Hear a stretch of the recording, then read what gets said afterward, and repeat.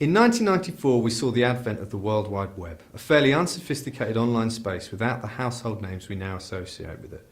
Many saw the potential, but trying to harness the potential proved very difficult. The internet is the first thing that humanity has built that humanity doesn't understand, said Eric Schmidt.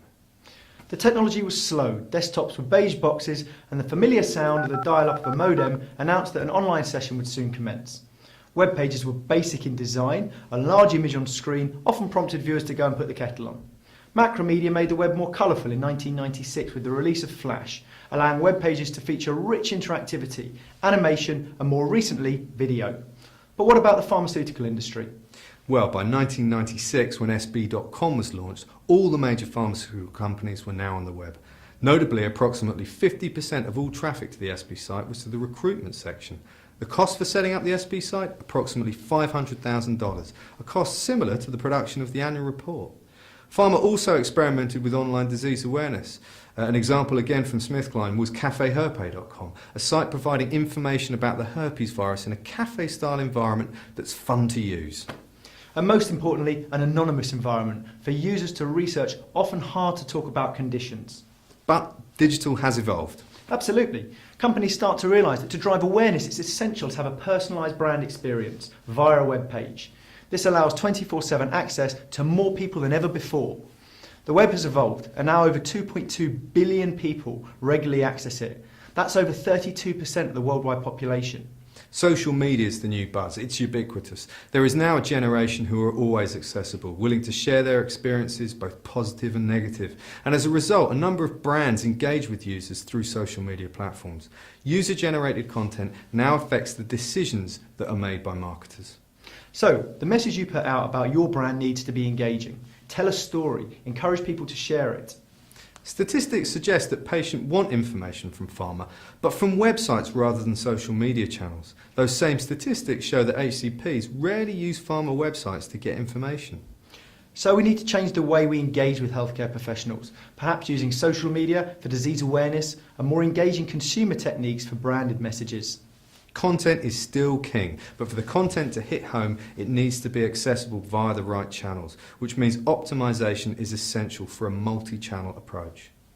So social is showing much potential, but has yet to demonstrate really strong returns for pharma, whose purpose is to be commercially successful. Without making money, it can't continue to provide healthcare solutions for patients. So this is not the year of the mobile, but perhaps the decade of the mobile.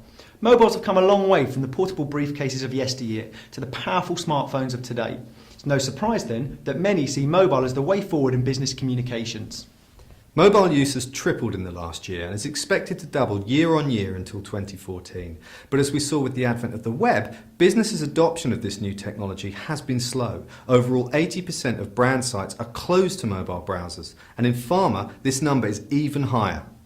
And what's driving this consumption? The iPhone and user experience. Apple's iPhone business is bigger than all of Microsoft's, and at the heart of this growth has been the app. For pharma, the opportunities are plenty. Whilst the iPad has transformed the detail aid, there is now the opportunity to talk directly to HCPs without the rep via a mobile device. There is even an HCP-only area of the iTunes store. And with the Google Nexus on the horizon, mobile growth actually slowing in anticipation of the iPhone 5 and ubiquitous 4G, it takes us back to Eric Schmidt. But digital is not just online, and much of the real fun is happening offline. The same hologram technology as used in entertainment and retail is now being deployed to create virtual key opinion leaders in medical communications. And augmented reality, widely accessible due to the proliferation of camera-enabled smart devices, adds a new dimension to interactive brand engagement. But AR has a place in healthcare comms too. Explaining the complicated human body and how drugs work within it can be enhanced by AR. AR stunts can be deployed en masse. Engaging with larger groups in public places provides the perfect platform to deploy branded messages.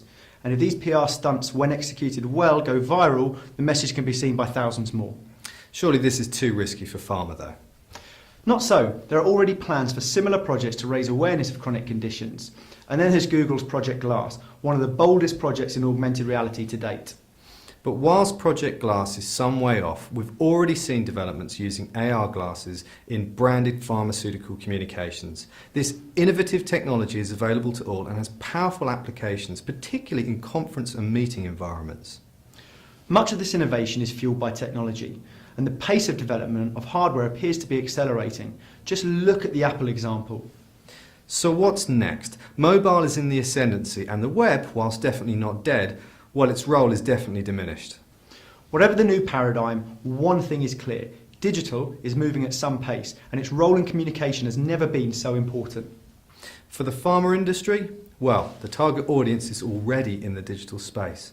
So the obvious thing to do is to talk to them in the right way via the right channels.